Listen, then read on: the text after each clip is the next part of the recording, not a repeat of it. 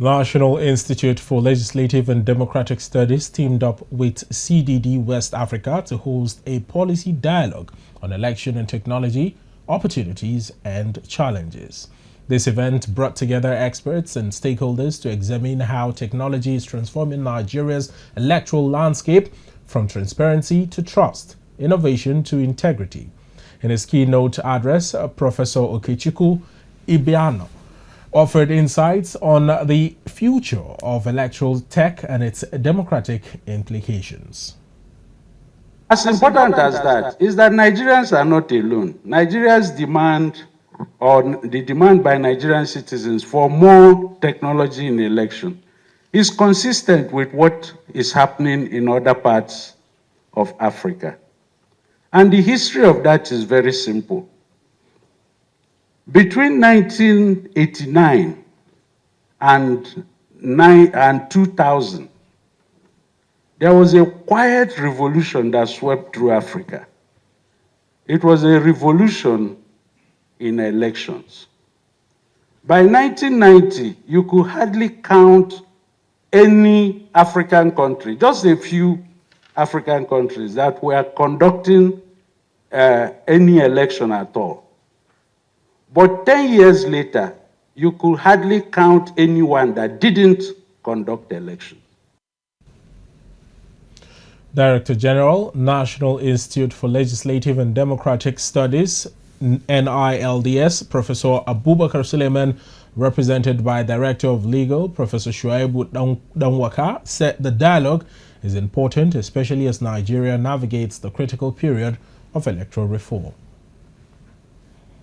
Today's dialogue, therefore, is in line with our Institute's mandate of providing legislative support services to the National Assembly and promoting democratic governance through research, policy analysis, and legislative strengthening.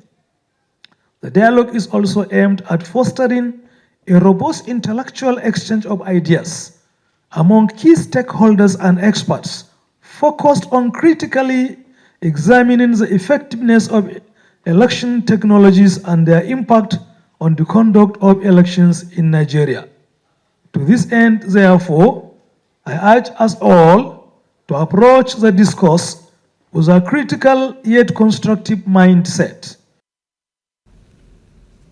Chairman House Committee on Electoral Matters, Honorable Adebayo Balogun, the Chief of Army Staff and other stakeholders harped on the need for technological innovations in the conduct of credible elections.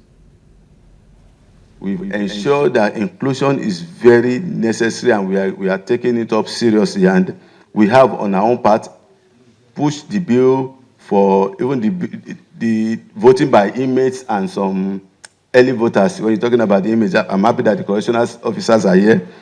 Moving forward, we want to ensure that people in your correctional centers are able to vote. Most of the areas where we are having this issue of insecurity, one of the major setback we experience is accessibility to these areas. Whenever we are called on the issues of security, accessing these areas becomes a major challenge.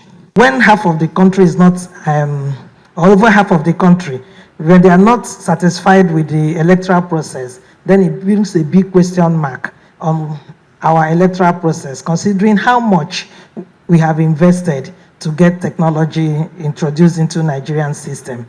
I'm also interested in technology because as women, when we participate in politics, we don't have resources to rig.